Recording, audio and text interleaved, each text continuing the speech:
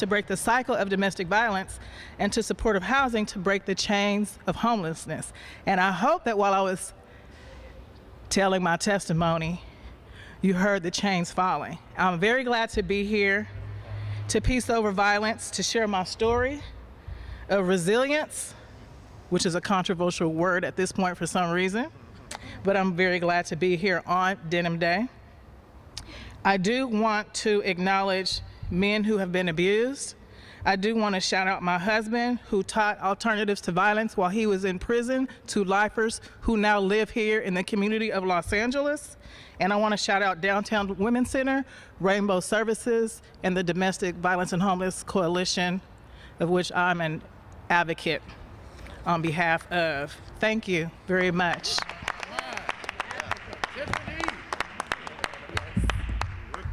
Thank you. Wow.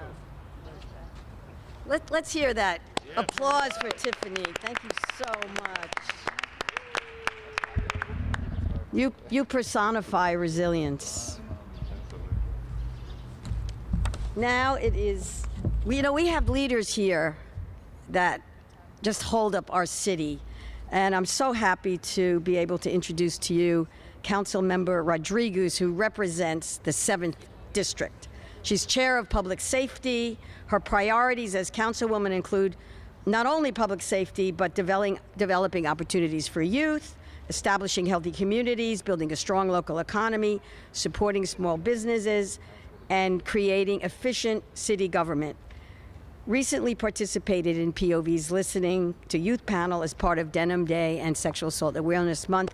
So happy to introduce Monica Rodriguez.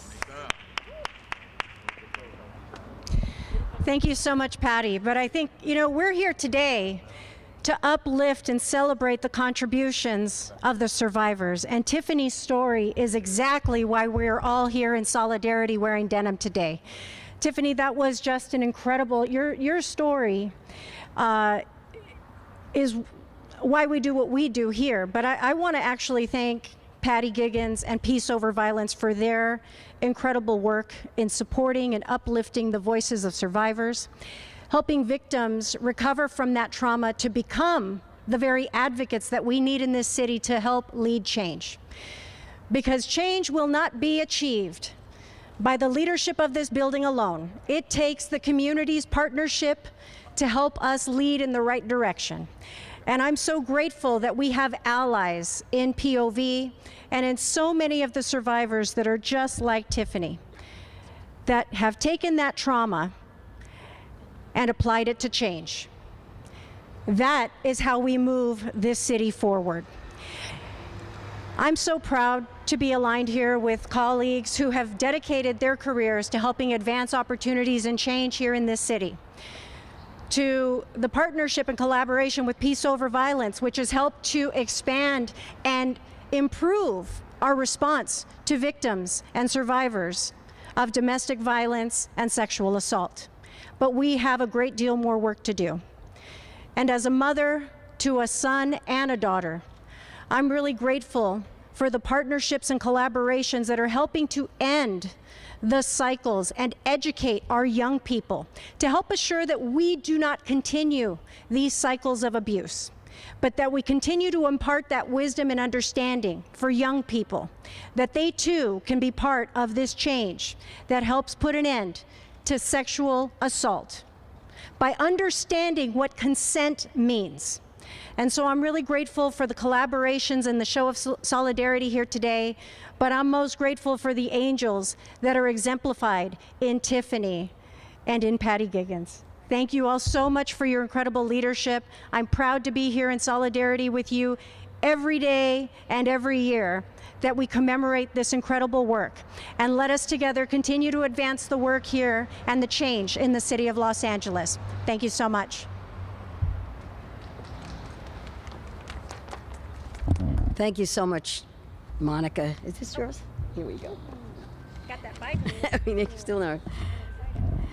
It's my great pleasure to introduce a real friend of this city and of Peace Over Violence, Councilmember Ridley Thomas.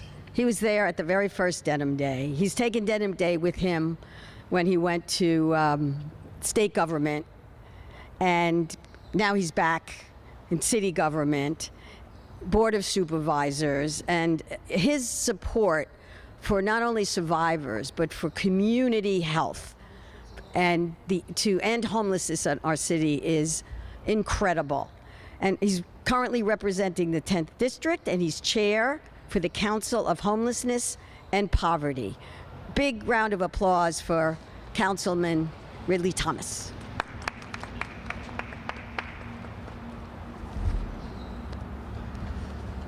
Well, thank you very much. I'm quite pleased to be here, Mr. Mayor, Madam President, Patty, council colleagues, and most assuredly, Tiffany.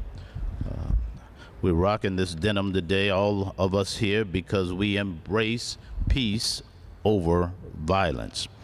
That's what we do. That's who we are. We offer no apologies for it. It makes a difference in terms of the quality of life of this city and well beyond. Let me just cut to the chase if you don't object. I want to say that a recent study conducted by the Downtown Women's Center shows that more than 36% of women experiencing homelessness experienced domestic violence or interpersonal violence within the past year. And so it has already been indicated that this matter that we address today is an intersectional issue. I provide this example simply to say that we have work to do. This crisis demands action, and action now. And over the past decade, we have collectively taken important steps to address sexual assault and violence. The council president and I have come forward to deal with human sex trafficking. Patty and I have worked collaboratively on that issue. These issues interrelate in a powerful way. But our voices must be loud. They must be unwavering. They have to be steadfast in our standing up against sexual violence. I'm a devotee of nonviolence. Therefore, it is just natural for me to be here, and I am proud to have been here for the length of time such has been the case. Now I'm under orders in the interest of domestic tranquility, Patty, to make sure that Avis gives a shout out to all survivors, gives a shout out to all those who are struggling right now and are witnessing how they can come up and exercise the level of resilience that we have done. Avis and I have been partners in marriage for 42 years, and much of that time has been collaboration with was then LaCaud, now Peace Over Violence, and we're not going to turn back. We're going to continue to be supportive in the imaginative ways that this organization continues to represent.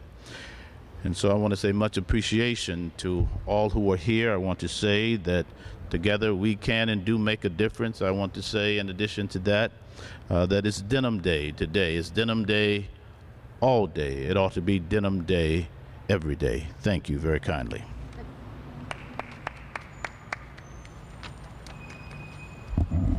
Thank you so much, Mark. And now it's my great pleasure to welcome a new and fresh voice to the city of Los Angeles in terms of city council membership. And that is a council member, Rahman, who is newly elected, representing Council District 4.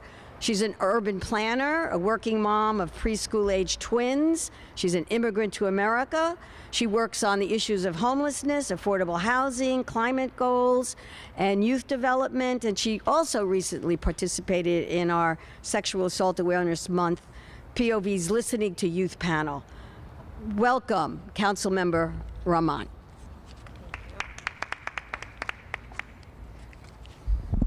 Hi, everyone. It's always terrible to be the last person to speak because everyone's already said everything that needs to be said on this day. But I did want to say that I'm so happy to be here sharing this space with you, Patty. I know so many people who've personally benefited from working with Peace Over Violence, and it's really an honor to share this space with you today. Actually, this is my second time standing on City Hall steps. This is only my first press conference on these steps as a council person, but this is actually my second time standing on these steps talking about sexual assault and sexual violence. The last time I was here was when I was the executive director of Time's Up Entertainment, an organization that came out of Me Too organizing, which started in Hollywood and spread around the world. And we were standing out there and protesting against the appointment of Brett Kavanaugh as our Supreme Court Justice. And that prompted another national conversation around what is acceptable and what is not in terms of violence, how power imbalances lead to violence on a daily basis for so many people, and how we must change behaviors and we must talk about these behaviors in order for these things to change. And I think that's why, for me, this day, Denim Day, is so important, because after Me Too, after Harvey Weinstein prompted a national and international conversation about it, after Brett Kavanaugh's appointment prompted a national conversation about it, that was the first time I spoke publicly about my own sexual assault. And I was already the ED of an organization that was working on Me Too related issues. And so I think it's incredibly important that we come together and talk about how sexual violence is unacceptable and what we can be doing together as a society to prevent it from happening, to teach young people that this kind of behavior is unacceptable, and what we can do as a city and as a city council to make sure that we change our policies within City Hall and for the whole city to make sure that this is really prevented from happening. And I'm very happy to be here with all of you today working on this as well. Thank you.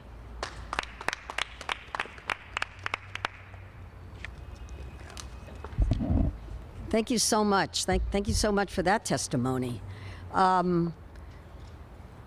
It's an amazing day today. It's amazing to start Denim Day right here at this press conference with these amazing leaders. Thank you all so much for your support, not just for today, but always. And as you can hear, it's very personal to our leaders. It's not just political.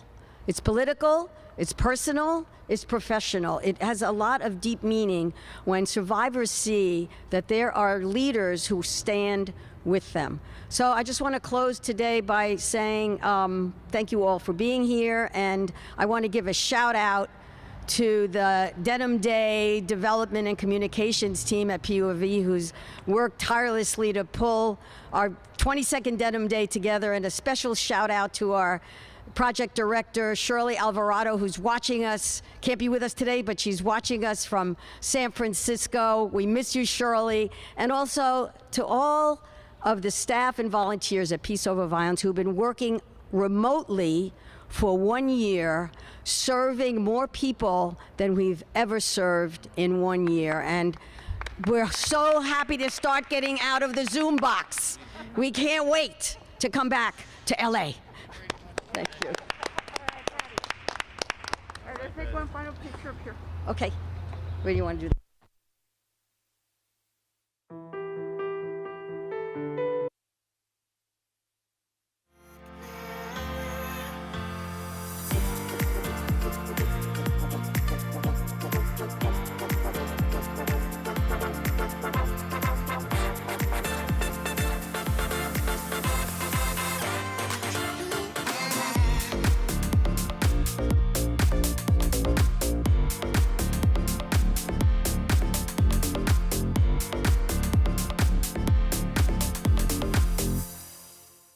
Be able to come back and be able to enjoy the outside again is amazing. We've gone to a completely touchless, cashless environment. Digital tickets, social distancing and masks are going to be enforced. Hand sanitizing stations, back of house, front of house, you name it, whatever the county or the state government has suggested as protocol, we're going to follow it to keep people safe. Well, as long as everyone does their part, stays vaccinated, but at the same time, they still promote safe social distancing and keeping your mask on, I feel like we can slowly return back to normalcy and hopefully watch more games here at Bank Stadium. It's really good. It feels great for 90 minutes. It feels like you're having a normal life again. The folks over at Keck Medicine of USC want to remind Angelenos that April is Autism Awareness Month. Dr. Stephanie Thompson zoomed by Channel 35 to give us a crash course on understanding this neurodevelopmental disorder. Autism is a neurodevelopment disorder with a strong genetic component. The disorder causes social, communication, and behavioral challenges. It is actually very common, with more than 3 million cases per year in the US alone, and that number only represents those who have been diagnosed. And there are treatments available, but to date there is no prevention or cure. I think it's very important to recognize that the condition doesn't just go away. In fact, the majority of these individuals may struggle in one or more areas of life, but can go on to lead what society would consider normal lives, and for some, even extraordinary ones. It is not uncommon to recognize the condition in very successful individuals with high-performing careers such as medicine and science. My recommendation to individuals or significant others that think that they may have the condition themselves, or that maybe their significant other does, is to reach out to a licensed professional for evaluation and do some research on your own to determine whether you think that this is a possibility for you. For people who need more information about autism, I suggest that they go to autismspeaks.org, and there they can be linked to different resources and professionals that are familiar with this condition.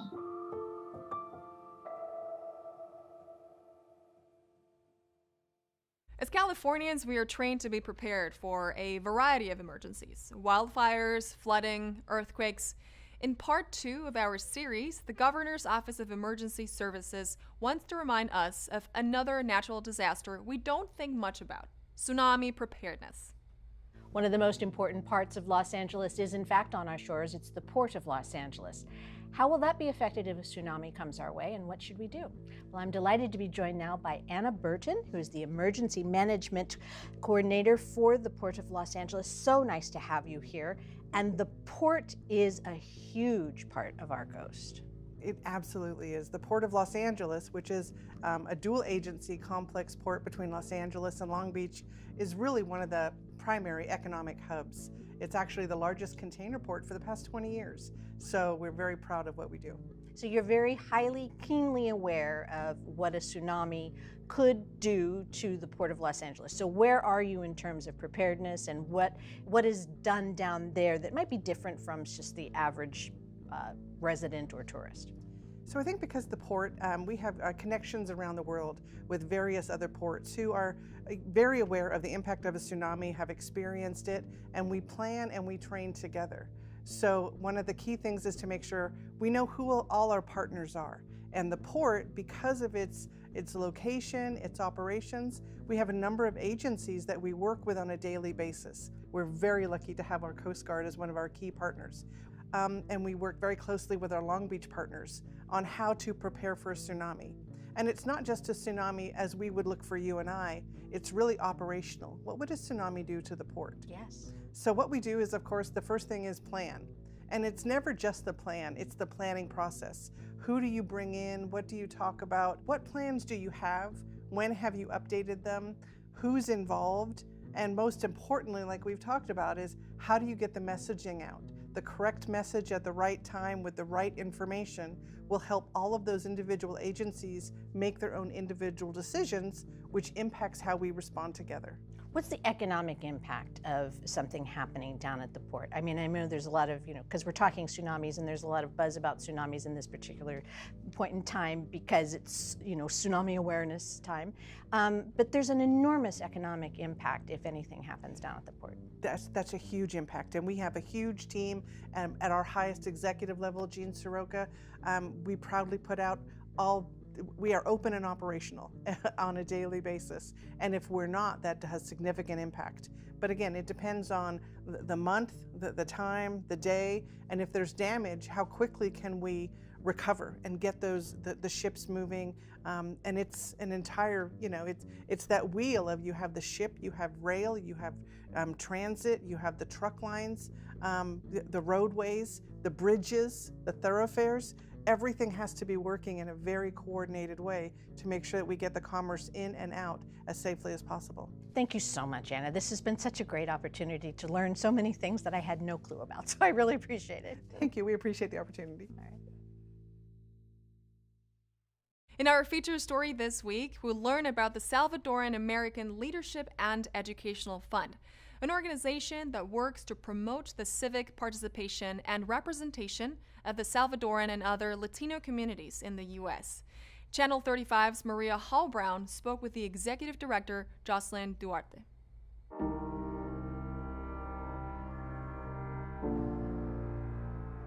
Well, we've all seen the stories of the crisis at the border, but there is so much more to learn, which is why I'm delighted to be joined today by the Executive Director of the Salvadoran American Leadership and Educational Fund, Jocelyn Duarte. Nice to have you with us. Thank you very much for inviting me. All right, as we were talking before we actually started rolling camera, this really is personal to you. I am the daughter of immigrant parents. My father immigrated here fleeing civil war, as well as my mother from Guatemala and El Salvador. And so I've intentionally made my work to be within my Central American community here in Los Angeles. Well, as I mentioned in the introduction, there is really a remarkable story with a lot of pathos and a lot of heart and a lot of tragedy taking place right now, but there's a lot of misconception about asylum seekers and why they're coming. And what is the true story about why someone would actually leave their country? A lot of violence that is existing in those countries that are pushing people to flee. A lot of gender-based violence, a lot of gang violence, environmental refugees, people that are fleeing these conditions that are, happening in their countries. We need to understand these root causes in order to be able to change our immigration system. Are you optimistic?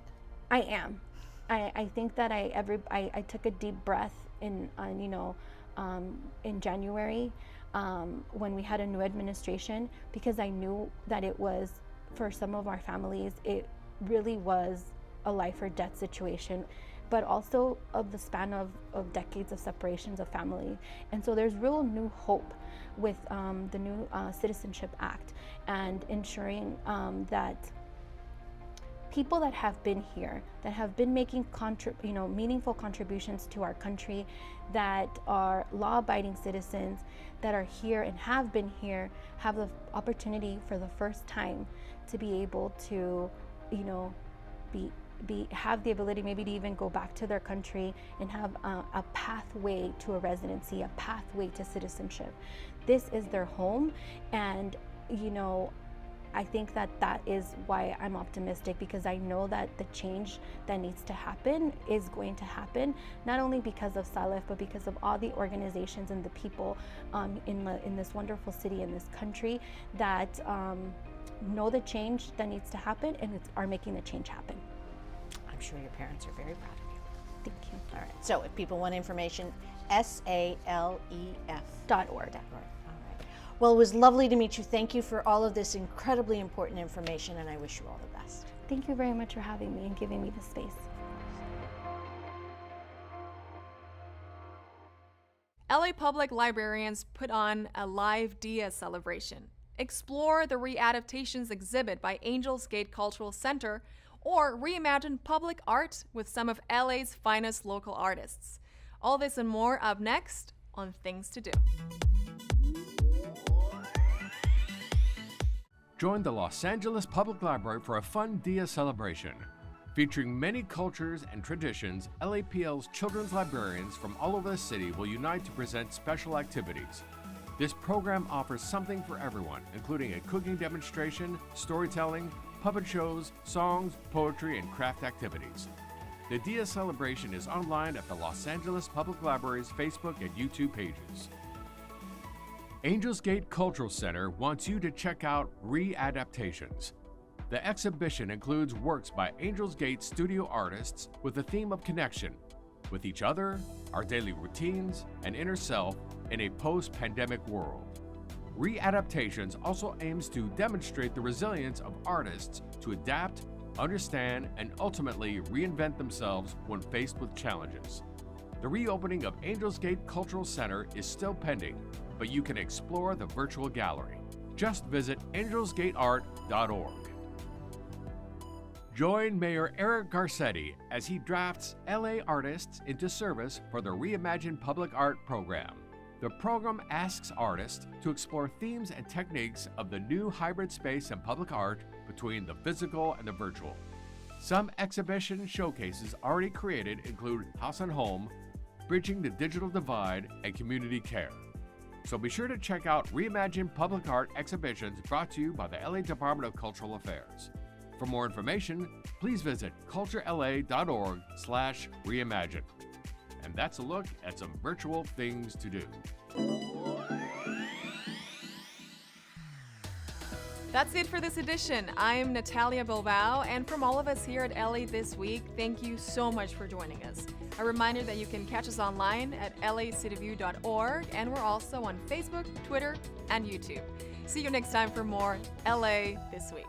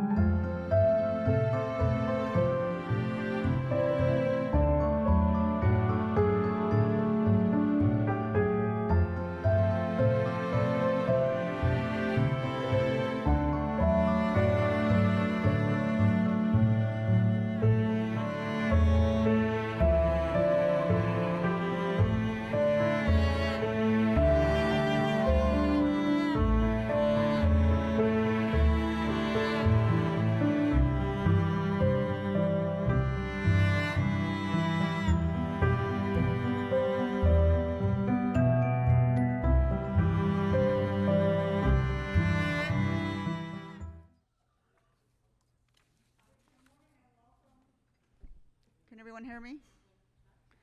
Good morning and welcome to the Los Angeles City Council. Today is Wednesday, April 28th. I'm Nuri Martinez, the President of the City Council. Madam Clerk, please call the roll. Blumenfield. Blumenfield present. Bonin. Buscaino. Good morning, here.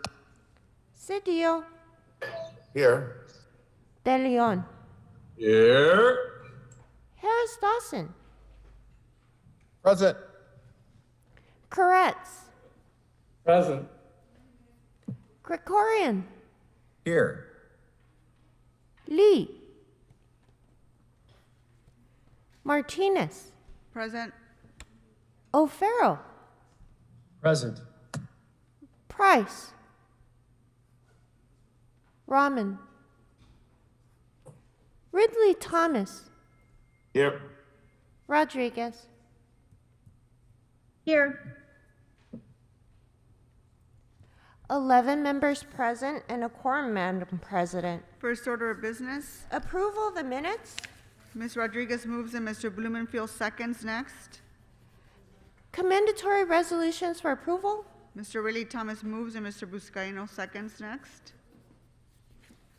Madam President, would council like all items to go forth with today? Without objection, that will be the order. Next. Madam President, there is a request to continue item 19 to May 4th, 2021. Without objection, that will be the order. Next. Items 1 through 19 are items for which public hearings have been held. The Trade, Travel, and Tourism Committee report for item number 16 has been submitted and posted to Council File 13-0639. Also, community impact statements of support were submitted for items 1 and 14 from the Los Feliz, Mar Vista, and East Hollywood neighborhood councils. Items 20 through 23 are items for which public hearings have not been held. 10 votes are required for consideration. Okay, without objections, those items are now before us. Members, do you wish to call any of these items special? Ms. Rodriguez? Yes, Madam President, I'd like to call items number 1 and 8 special for remarks. Number 1, and what's the other one? 8. Thank you. Any other specials, members? Okay, seeing none. Madam Clerk, which items are available for council to vote on? Those would be items 2 through 7, 9 through 15, 17, and 18. Okay, let's go ahead and prepare to vote on those items. Please call the roll. Blumenfield. Blumenfield, aye.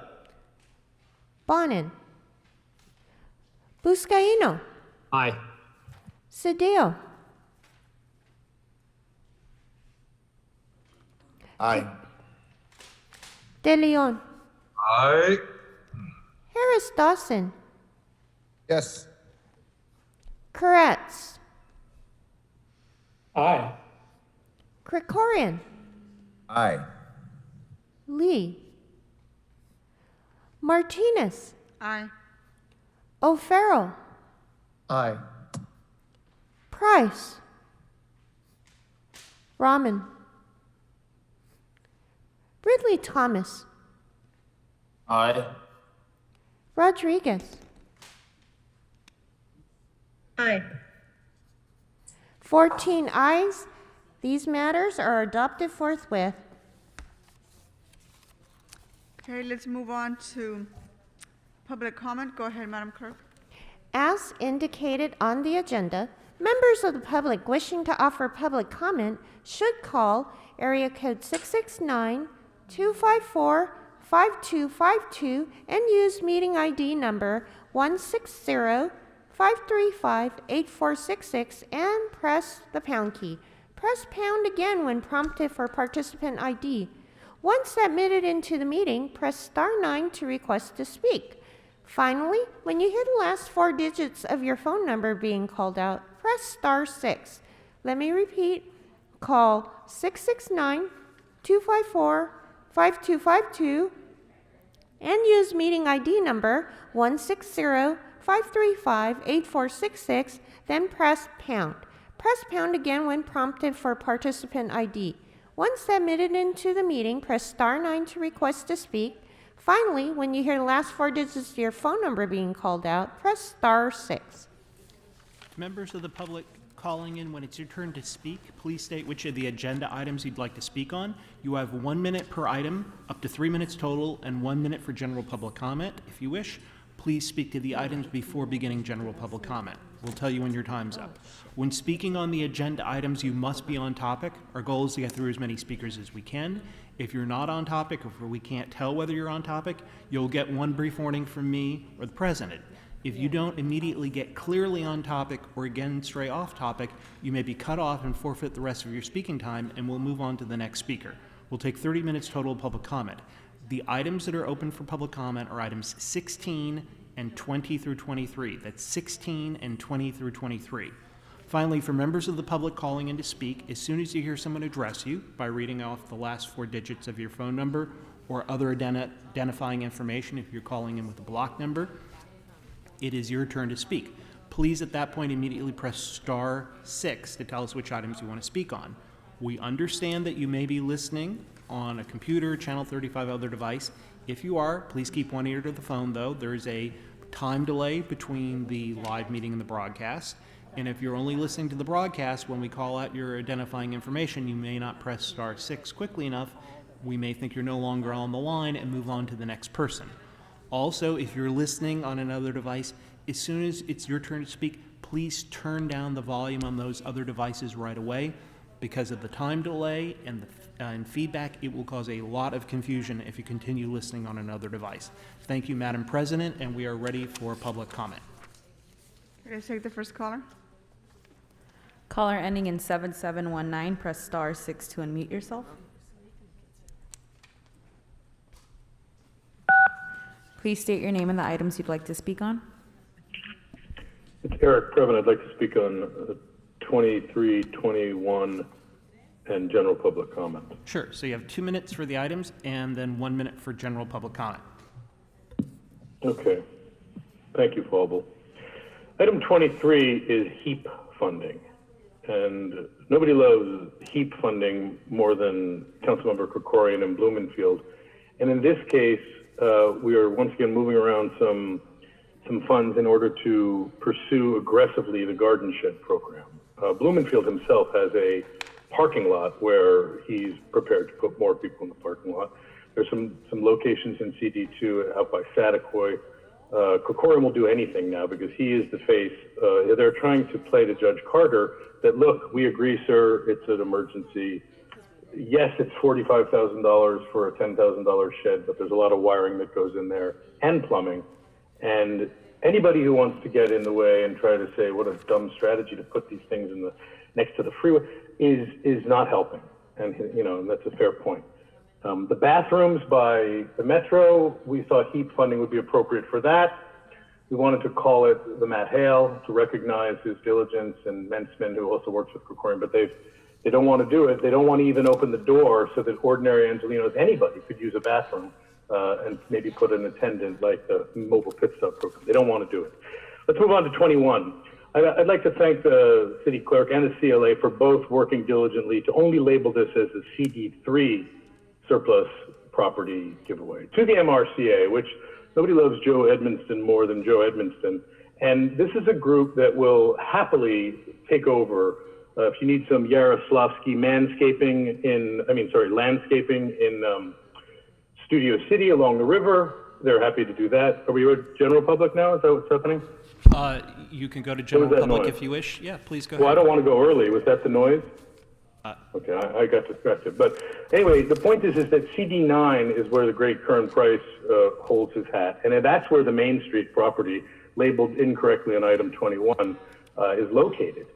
And we would just like those kinds of labeling problems that we've brought to your attention repeatedly in Avak and all these characters they do it on purpose because it creates a look and a feel that's inaccurate. I will now go to my general public comment. How disappointing that the public hearings on the budget have been reduced to something else.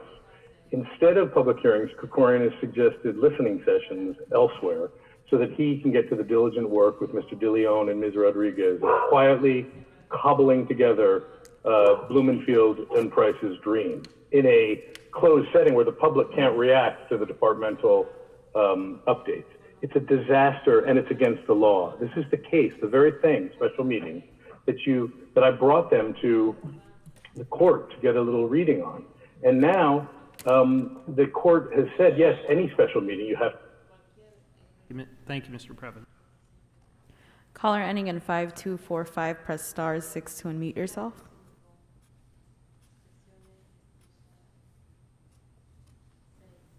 Please state your name and the items you'd like to speak on. All available items and general public comment, please. Sure. You have 3 minutes for the items, which are items 16 and 20 through 23, followed by 1 minute for general public comment. Please begin. You said 16? Yes, 16 and 20 through 23. Oh, okay. All right, thank you. First, my wife told me that was the worst apology she had ever heard in her life. And I have to agree. Mr. Krikorian, I apologize again for my insensitivity. Item number, and that's my sincere apology, regardless of whatever. I should have just apologized and let it go. Item number 22. Can you hear me? Yes, we can. Please continue. Oh, I'm sorry. Item number 22. Establishing the city's position on the California Electric Authority establishment. These are the things we need to be talking about and problem solving. These are the existential issues threats facing us, not just on the west or east side, but in all the districts. Mr. Koretz, this is supposed to be your area that you like, on climate change, etc. These are the issues. Instead of stealing and abusing and kicking the homeless around and kicking everyone else around and taking the money. 25,000 barrels of DDT have been found between here and Catalina. Yes, we need these electric vehicles. These are the issues. If we don't start working together on them, we're all gone. Not just the west side or the east side, not just some of our neighborhoods, but we're all gone. And Ms. Koretz has said we need to start taking a holistic approach. Mr. Bonin has made similar comments recently, though you don't even visit each other's districts. How can we put a dent in homelessness, in the homeless problem that this institution with Garcetti and Wesson and Martinez and their system of vote trading, how can we put a dent in it if we're not working together? If you people aren't working together, not even visiting each other's districts. Item number, so it's critical that we get this vehicle authority established and get on clean energy, obviously. Number 23, allocating homeless emergency funds. Yes, you're trying to probably do something in Judge Carter's eyes. You can go into general if you wish. This is what should have been done a long time ago. Pardon me, sir? You can go into general if you wish. Thank you, sir. These bridge homes, tiny homes, which is my guess, will probably turn into permanent homes. Nobody normal can afford, on regular salaries can afford any type of, to buy any home anymore. But this is what should have been done with the HHH funds instead of letting Wesson and Garcetti turn it into just ground up new construction. This money should be allocated toward housing people. the housing that this council actually destroyed. No sitting council person should hold office outside his current term if homelessness is not reduced by at least 25% in their current term. People's Motion 21-00. Thank you, Speaker. Caller ending in 1108, press star 6 to unmute yourself. Please state your name and the items you'd like to speak on. Yeah, Daniel Gus, all items and general public comments. Sure, you have 3 minutes for the items and then 1 minute for general public comment. Please begin, Mr. Gus. Great, thank you.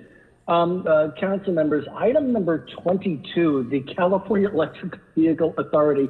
Just a show of hands, council members. How many of you are driving electric vehicles? The free car that you get from the city? Anybody driving SUVs, fossil fuel burning? Maybe you should first start taking policy seriously for yourselves. How about just getting rid of any fossil fuel burning car that the city has before you start saying, yes, the state should do this, the state should do that. But you're driving fossil fuel burning cars, aren't you? The city of Los Angeles has a fleet of fossil fuel burning cars. So who are you to tell the state, yes, you guys should have this agency and it's all about electric vehicle? Why don't you start home here? All right, there's Mr. Koretz. I appreciate that. That's honest. But not everybody, Why don't you start getting rid of your entire fleet and just reimburse the city employees for mileage driven on your own cars? You'll save tens of millions of dollars, Mr. Krikorian. So just a point, electric vehicles are good. But by the way, where are you going to charge them all? Where are the people in South LA who can't even get a supermarket built? Where are they going to get charging stations? So it's a great idea. Thank you for driving an electric vehicle, Mr. Koretz. Regarding, you know what, I'm just going to save you some time and I'm going to go to general public comment. Okay. Item number 8. I don't know if Ms. Rahman is aware of this, but Ms. Rodriguez should be aware of this. You're honoring Tom LaBonge, whose final act going out the door was destroying or attempting to destroy thousands of records that had to be saved by David Rue, his successor. Why are you honoring Tom LaBonge, whose final act in city council was destroying or attempting to destroy thousands of records? I mean, if you're going to honor somebody, honor Tom Bradley, not Tom LaBonge. I mean, what's going on there? Does anybody remember that? Ms. Rodriguez, I know you were here. Ms. Rahman wasn't. You're honoring a guy whose last act in office was trying to destroy thousands of records in an era of FBI investigations. And by the way, for those of you who are wearing a mask, you know the message you're sending to the public is that you have no faith in the vaccines. If you have faith in the vaccines, stop wearing the mask in public, because thousands of people are seeing you wearing masks. That tells the public it's not safe, you don't believe in the vaccines, and that you need a mask. Thank you. Caller ending in 5531, press star 6 to unmute yourself.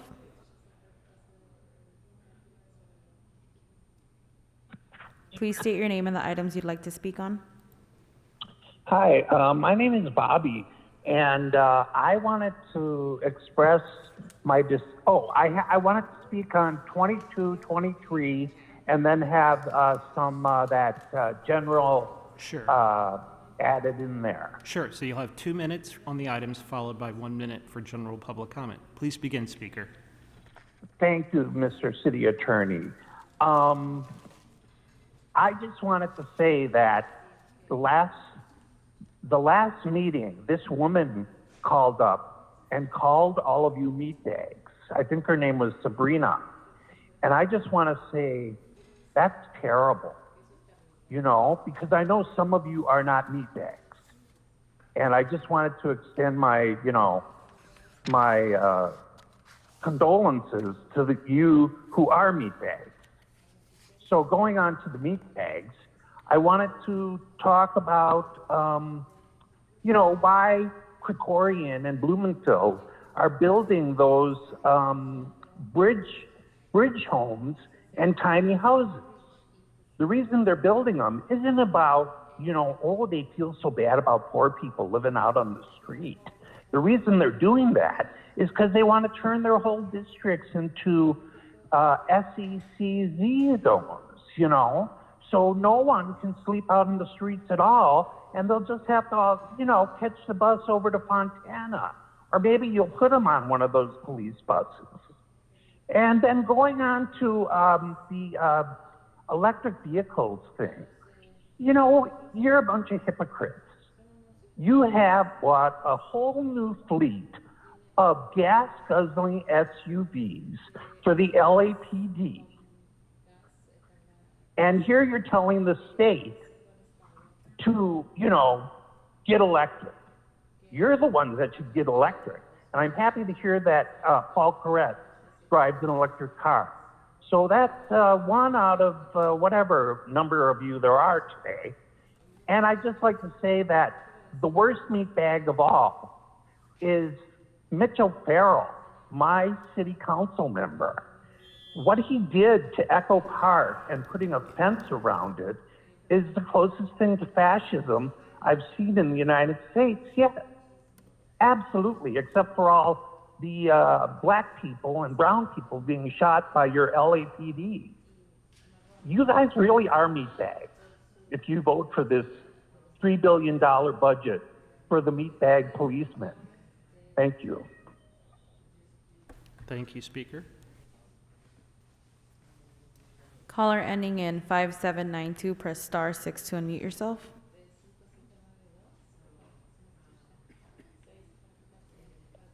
Please state your name and the items you'd like to speak on.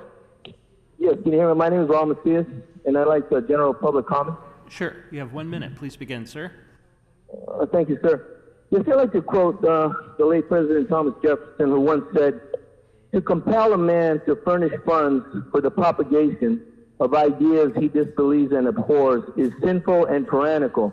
I'd like to refer this comment to especially Mr. Cedillo, who is my city council member.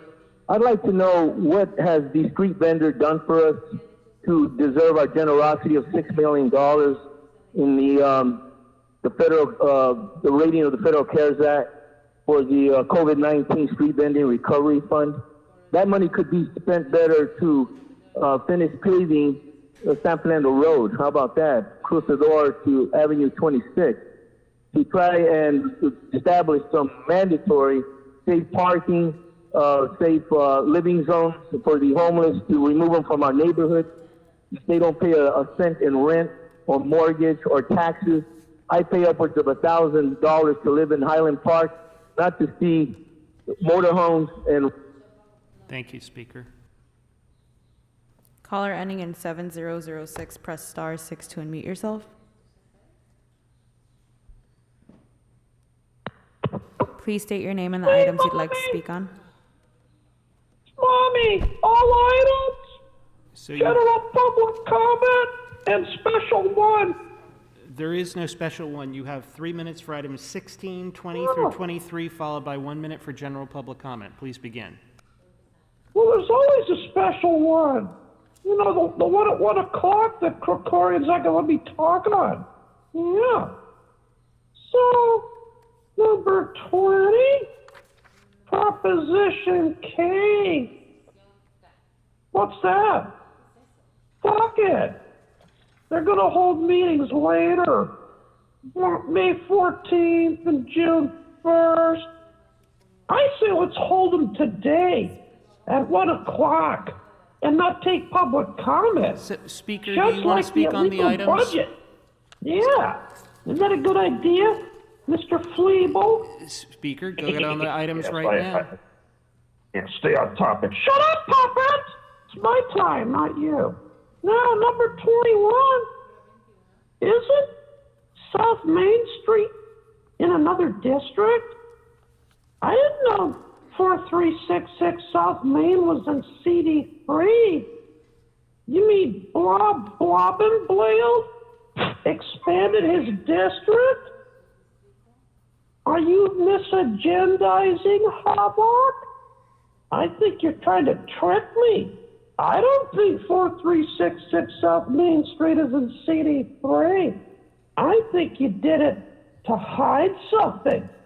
We're going to call Mr. Puppet. Yes, sir. Call the FBI on number 21. I don't think that's agendized right. Yes, sir. Okay, thank you. 22. Let's see.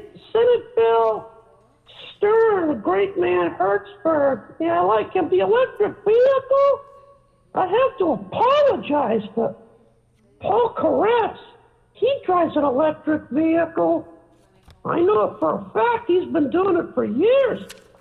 But the other 13 of you meatbags, that's a good term, meatbags. You don't drive electric vehicles. That's right, Krikorian, you don't drive a vehicle. No. Gil Cedillo, he drives an electric vehicle. He just hides it though because he doesn't want you to know. Number 23, homeless program. Again, this is misagendized on purpose to conceal facts from the public. It says CD2 and CD3, but number 1A says CD15, CD9. So Avak again should have put CD2, CD3, CD9, and CD15, but he did it again to try to fool people to conceal materially the spending of federal matching funds. Mr. Puppet? You can go into your general now. Number 23 to the FBI. Yes, sir. So you see, you're fucking around again, concealing your agenda. Not to mention that fat fuck Fleeble Flobble and his trickery. So we'll go on to general public comment. And then by 1 minute, You've already started it. Please go ahead, speak. apologize to the Turkish community. Paul Martin Krikorian, you disbarred fucking lunatic asshole attorney. You caused attacks on businesses and lives for the Turkish American community and the Istanbul Cafe. They had to indict numerous terrorist Armenians because you promote terrorism against Turkish nationals by fucking targeting their consulate. You fuck. So the city of Beverly Hills had to go to the FBI to seek protection of Turkish Americans. Thank you, Speaker. Next speaker. Caller ending in 5531, press star 6 to unmute yourself.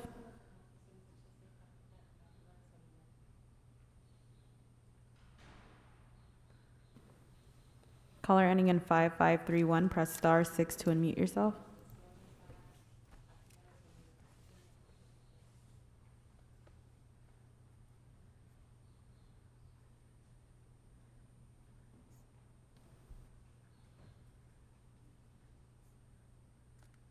Caller ending in 4024, press star 6 to unmute yourself.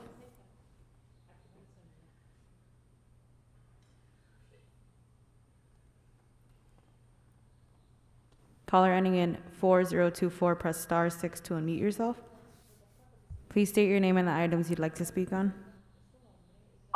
Good morning. I'd like to spoke on all items and general public comment and special 1 p.m. You have When 3 do I minutes start, for items. Mr. Falk? You have 3 minutes for items 16 and 20 through 23, followed by 1 minute for general public comment. Please begin. Thank you, sir. God hates homosexuals. Item number 23. No, let me do this in alphabetical order. Number 22 regarding fossil vehicles. Yeah, I don't drive anymore because I'm retarded and I have to mind my electrical authority to buy an electric car that has lots of batteries that's discharged into the atmosphere, causing lots of cancer. But it's okay. We're all gonna die eventually. USA is doomed, faggots. Besides, basic infrastructure, Mr. Koretz, is a good thing. We need more electric gas stations so we can pump in electricity of ohms into our electric vehicles because fossils are soon to die out and those greedy oil niggers want our money. So, now let me go to 23, Mr. Speaker, Jackass. Can we? Item 23. What? Can we mute her for Funding. just... What? So, Speaker, I'm going to give you the balance of your time, but I know we would all appreciate it if you would refuse from using those racially charged epithets. They're not necessary to convey your point, and that language really creates an intolerable environment for other people who want to participate in this meeting. So please go ahead. Press *6. Racial and homophobic. Thank you. Snyder versus Phelps, Mr. Faggot. I have a right to my general public comment now. Go ahead, you have a minute. Phelps said, Right, but not wisdom. Siempre fi, meaning fucking shut up, I got the floor, asshole. Now that you know that Judge Carter's gonna stick his boot up your ass, I think the FBI should investigate all the public comments made today because you're concealing important content. And you're nothing more but that fucking criminal Jose Luis Huizar and your little bitch Lone Park Englander faggot. The guy that always cried in those public safety meetings. Oh, I believe the speaker's off topic. Have him leave. He's making those racial faggot remarks about fucking police that fuck cadets and Marines that don't fucking stand up for what we believe in. God bless America, God bless Trump, and fuck you, Mr. Attorney, and fuck the DA, and fuck you, faggot. You get me? You get me? You get me now, huh? What's the color of my skin, Nick? Your time has expired, Speaker. Caller ending in 5531, press *6 to unmute yourself.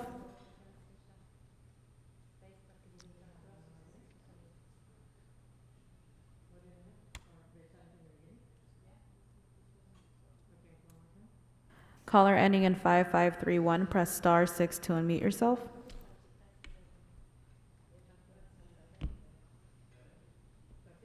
Okay, we've exhausted our public speakers who have called in to speak. Okay, there are no more speakers on the queue, so we'll go ahead and close public comment. Madam Clerk, let's go ahead and vote on reconsideration on items 9 and 15. Since these are ordinances, now we have 12 members present, so let's vote on consideration. Open the roll. Blumenfield. Blumenfield, aye. Bonin. Buscaino. Aye. Cedillo. Aye. De Leon. Aye. Harris Dawson. Koretz. Aye. Krikorian. Aye. Lee. Oh, thank you, Councilmember Krikorian. Lee. Martinez. Aye. O'Farrell. Aye. Price. Aye. Rahman. Aye. Ridley Thomas. Aye. Rodriguez. Aye.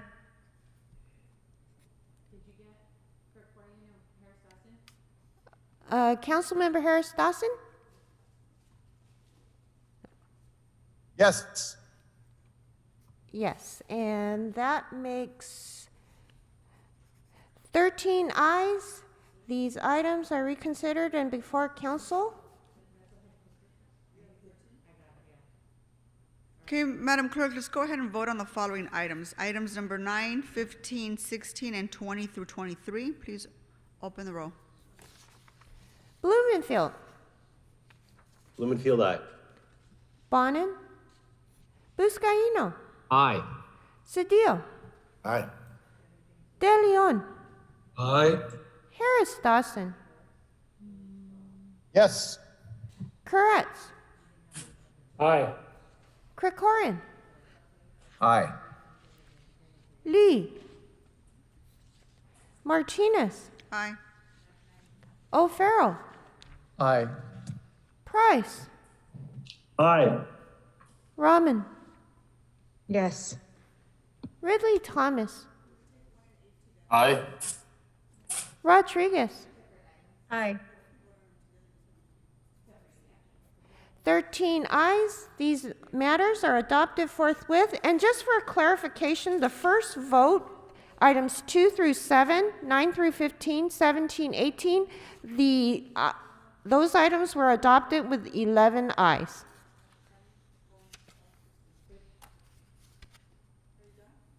Yes, Madam Clerk, Madam President. Okay, let's move on to items 1 and 8. Both of these items were called special by Ms. Rodriguez. Ms. Rodriguez, which item would you like to speak on first?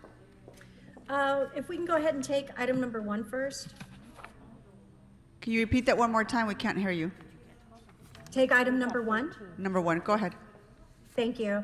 So colleagues, this motion is seeking the assistance of HCID and the CLA to report on pursuing additional resources for the creation of universal childcare as a plan to distribute contracts and greater equitable access to childcare, particularly in communities of color. As we've seen through the course of the pandemic, we've seen the rapid elimination of women in the workforce as a result of women having to serve in the primary caretaking roles for their children, many of whom, as we know, had to engage in academics via Zoom or any other online portal. Strong universal childcare is a fundamental element of how we regain economic mobility and opportunity here in the city and around the country. 1 in 3 families spend over 20% of their income on childcare service alone. And it has outpaced costs even greater than what it costs to educate young people seeking post-secondary education. It's really critical that we work to create an environment here in the city where structurally our departments are managed and led in such a way that we will be able to prioritize and leverage greater resources that are going to be made available both through the state and through the federal relief so that we can continue to uplift the very families that have been most impacted by the pandemic. And it's our greatest asset to creating greater economic mobility, equality in so many parts of our region that have been devastated by COVID-19. And so, again, I just want to encourage and seek the expedited report back from both the CLA and HCID in this process, because we know that time is of the essence for us to set up and stand up the work in the respective departments to assure that we're best positioned to accept these resources, but most importantly, distribute them in an equitable fashion. And I ask for your aye vote. Hey, Madam Clerk, please call the roll. Blumenfield. Blumenfield, aye. Bonin. Buscaino. Aye. Cedillo. Cedillo, aye. De Leon. Aye. Harris Dawson. Yes. Koretz. Aye.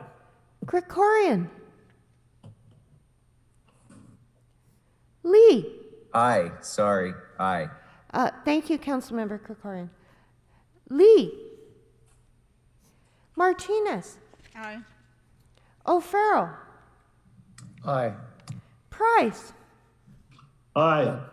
Rahman. Yes. Ridley Thomas. Aye. Rodriguez. Aye. 13 ayes. This item is adopted forthwith. Okay, let's move on to item number 8, called special by Ms. Rodriguez. Thank you, Madam President and colleagues. This item is a very special one for me. It's honoring the legacy and contributions of our dear former colleague, friend, Councilmember Tom LaBonge.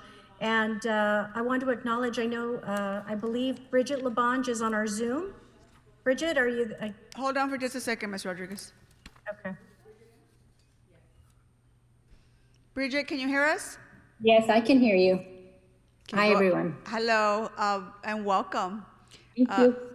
Please go ahead, Ms. Rodriguez. Thank you so much. And Bridget, thank you so much for being with us here today. And again, you know, the city is indebted to you for always I don't know that you had a choice in sharing Tom. Tom was someone who just gave of himself to everyone and everybody that he possibly could. But colleagues, today we're celebrating the legacy and contributions of our very dear friend and beloved Mr. Los Angeles, Tom LaBonge, who honorably served our city, including his service as a council member representing the 4th District for nearly 40 years. Tom was a very personal, he had such incredible influence in my life as a former colleague and during the Reardon administration. You know, Tom was someone who took personal responsibility in ensuring the beauty and cleanliness and accountability and responsibility that we had to the people of Los Angeles. And he adored every corner of this city. There wasn't a part of this city that he didn't know and revere in such high regard, and wanting to make sure that every neighborhood had the kind of respect that it deserved. And his love for the city being as unwavering as it was, you know, there were so many stories that were shared about Tom's life and his service to our city, stemming from his delivery of the pumpkin bread. But I think the most notable one was his commitment to personally getting out of his car, wherever he was in the city, if he saw trash, picking it up, taking that sense of personal obligation to make a difference in our city. And it was that inspiration that led to this concept of adding and really memorializing his service and adding his voice to our city's 311 system. And, you know, I couldn't think of a better place to really honor the work and example that Tom LaBonge was for this city.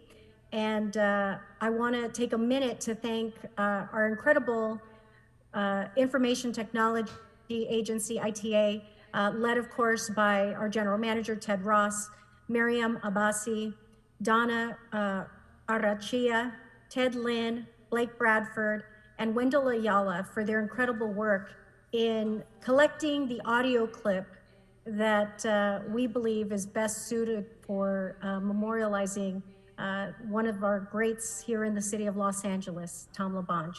And so, ITA, can you please play the clip?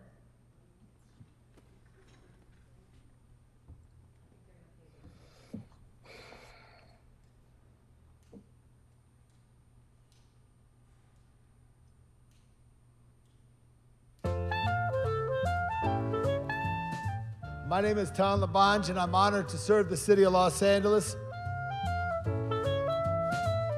From the great San Fernando Valley, back by the great San Gabriel Mountains, the beautiful Pacific Ocean, down to San Pedro, the gateway to Los Angeles.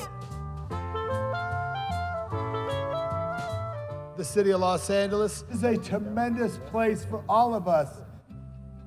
That was a memory from Tom LaBonge, also known as Mr. Los Angeles, for his larger-than-life personality. Tom served the city for almost 40 years, including as the council member of the 4th District from 2001 to 2015. Let's continue to enjoy and love Los Angeles was his motto that continues to guide services like My LA 311 that keeps LA neighborhoods clean and safe. Let's continue to enjoy and love Los Angeles.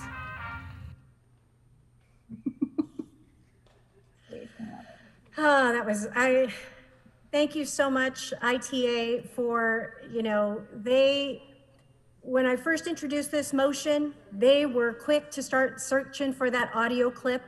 I want to thank Bridget, of course. You know, we wanted to make sure that it did Tom justice.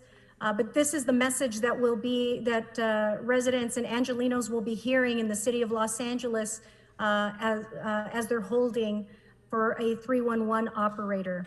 And I believe it's one of the, you know, to me, it's the tragedy that we have to honor people posthumously.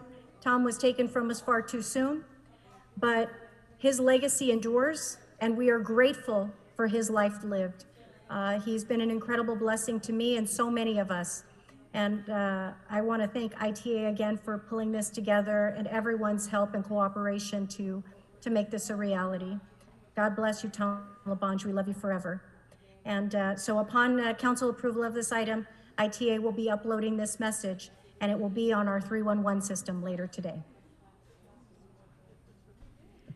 Thank you, Councilwoman Rodriguez. It was so good to hear Tom's voice. I know he's smiling and dancing from heaven. This is so cool. Bridget, would you like to say a few words? I don't want to put you on the spot, honey, but it's so good to see you.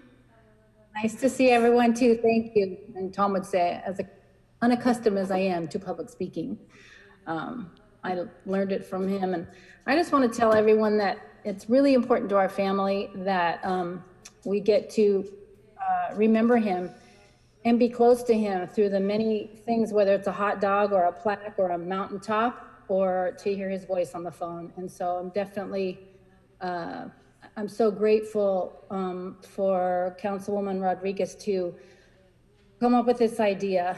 That was his motto, enjoy and love Los Angeles. He really, really wanted people to love this city. And whether you were visiting or living here, born here, moved here. And thank you.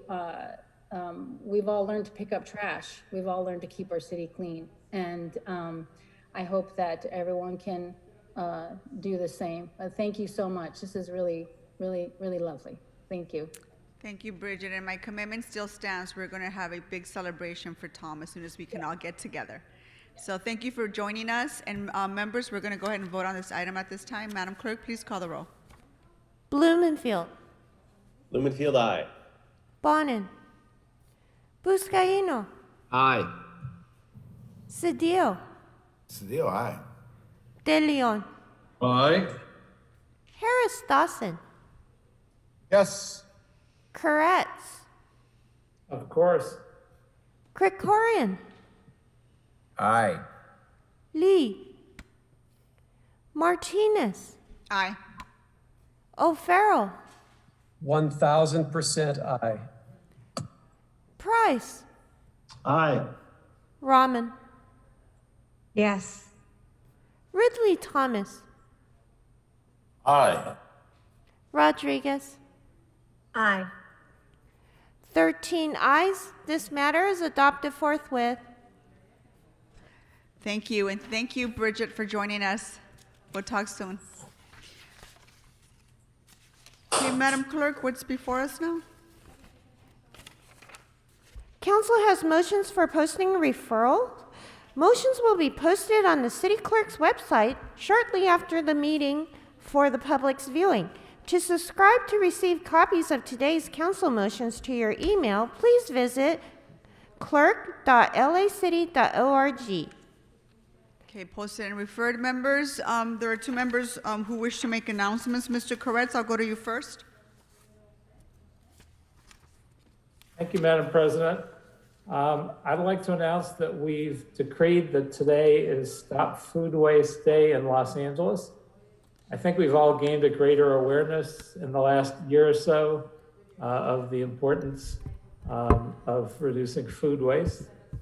And I think we have a video on this, so maybe not. Okay. Hold on, hold on, Mr. Koretz. You think we have a video? Let me just check with ITAs. No, I think I'm wrong, actually. So okay. Just ignore my technical mistake. Okay. We've all gained greater awareness, as I was saying, of the importance of reducing food waste during the pandemic. And it's become even more clear that too many of our friends and neighbors in this great city are struggling to get enough to eat at every meal, while roughly 40% of food produced is never eaten in the United States, which is crazy. Food waste is also an enormous problem for global warming, contributing more than 8% of total greenhouse gas emissions, including the very dangerous methane gas. Sanitation is working to get our food waste composting and recycling programs in full swing, and I look forward to those important efforts. But in the meantime, and even when those programs do get up and running, education and awareness will be critical. With that said, I'd like to thank Holly Dexter and the Compass Group USA for bringing such incredible attention to this issue. And for my colleagues and Angelinos listening in, you can find out more information at stopfoodwasteday.com. Thank you. Thank you, Mr. Koretz. Mr. O'Farrell for announcements. Thank you, Madam President. Colleagues, today I am honored to be joined by our Director of Bureau of Street Services, Adel Hadjikhalil, and friends of the Arab American community as we celebrate April 2021 as Arab American Heritage Month.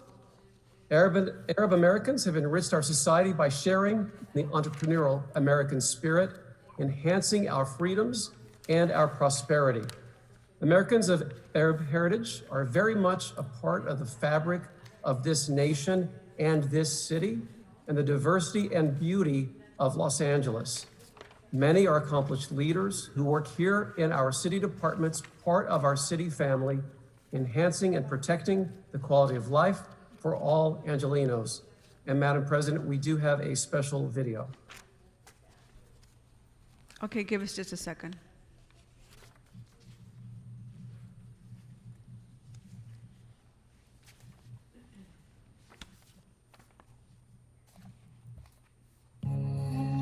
April is Arab American Heritage Month, where we celebrate the culture and many contributions of Arab Americans.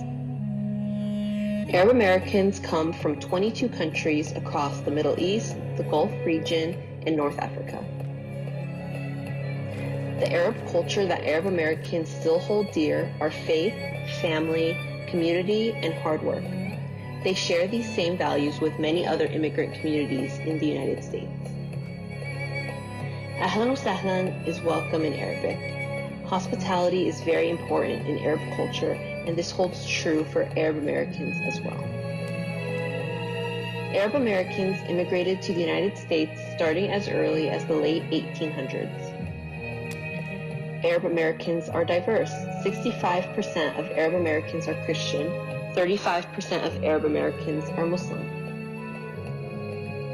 There are about 4 million Arab Americans living across the United States, and they are an important part of the American tapestry and fabric.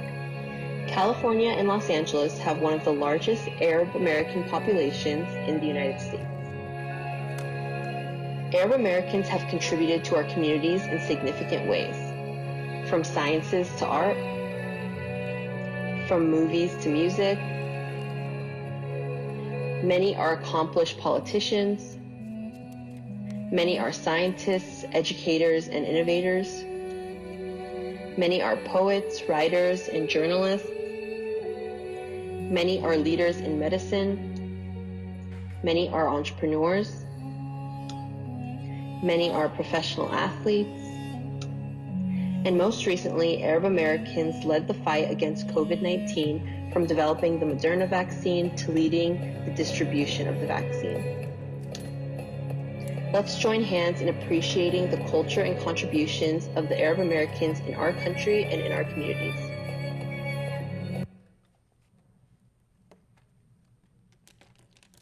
Thank you, Madam President. We also have a message from Mayor Garcetti.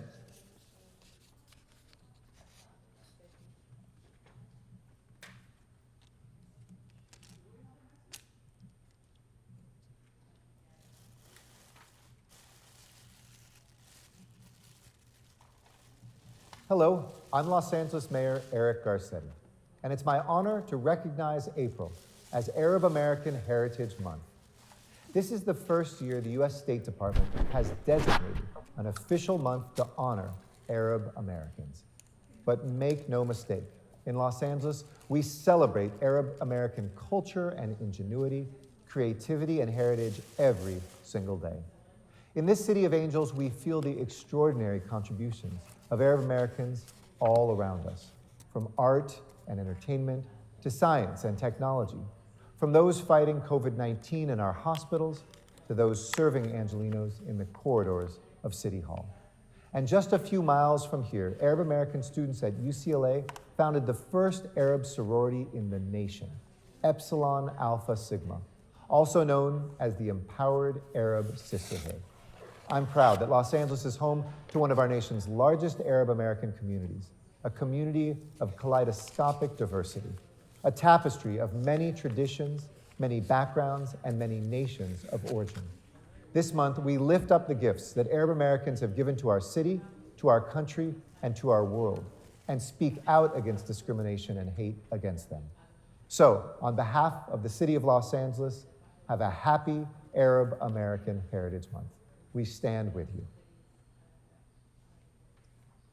Colleagues, in honor of Arab American Heritage Month, today I introduced a motion directing the Bureau of Street Services to identify surplus equipment that is badly needed in Beirut due to the ongoing efforts to repair and heal after the disastrous explosion that occurred in August of last year. A horrible tragedy.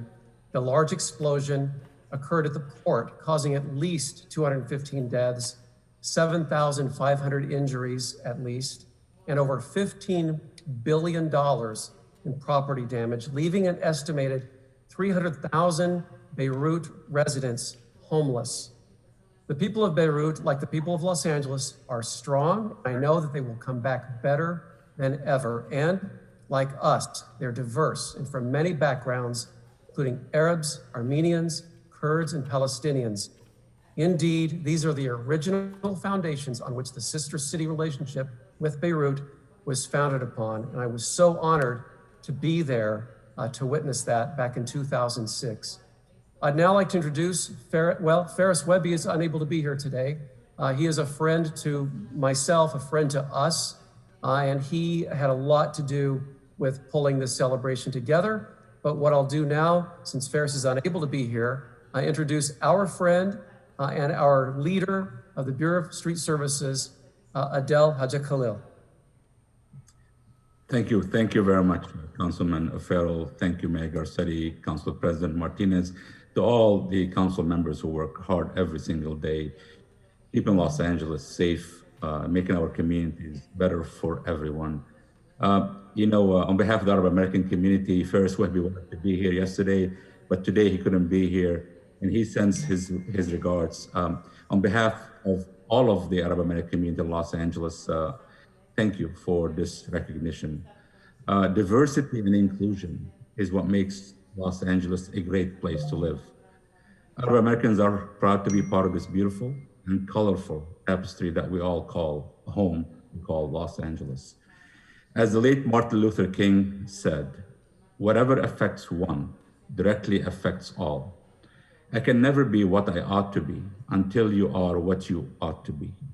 This can't be more important than now as we pursue racial equity and racial justice, and we fight discrimination against everyone, against all. We all are one, and this is important for all of us. As immigrants, we joined our brothers and sisters that we share the same foundation, which is hard work, family, faith. All that is the same as the Latino community, as the African American community. We all have the same thing in common. We all work hard. We all work hard for a better life for our children and grandchildren. We all work hard with dignity and pride. And that's what's important, to work with dignity and pride. So I'm honored to be joined by many on the virtual world listening. Many of the Arab American community in Los Angeles, in our city workforce, business and community leaders. I know Ferris couldn't be here, but also the LA, Los Angeles, Beirut sister cities is with us also virtually, and also the Arab American Association of Engineers and Architects, and many of organizations and community, and they thank you for the work you do every single day. Let's all stand together to uplift every community, to uplift every Angelino in this city. We're together, we'll make this place a better place for all. So thank you for this honor. Hopefully next year we'll see you in person with lots of food and a lot of music. So thank you. Adele, thank you so much for elevating the visibility of Arab Americans.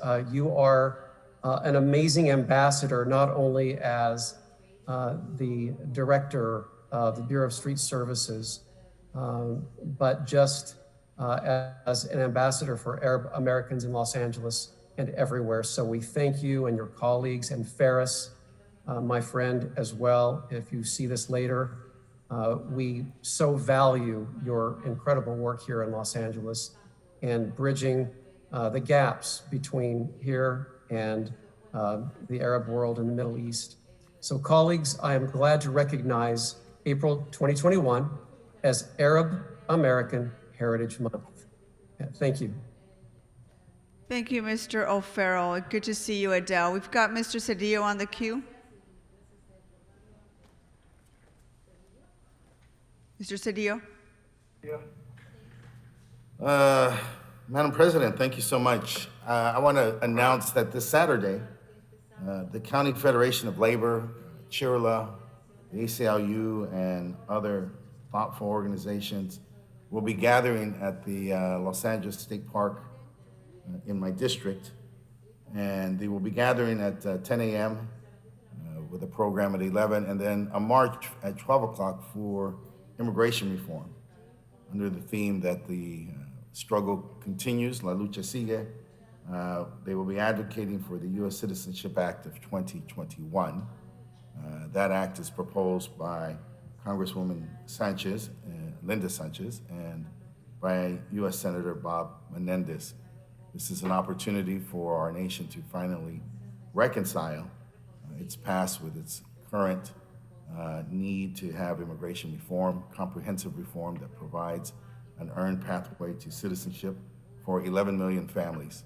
We must put an end to the division within the communities, predominantly Latino, but also Asian, American, and as Adele just mentioned, Arab American, the divisions that's created by legal status within households.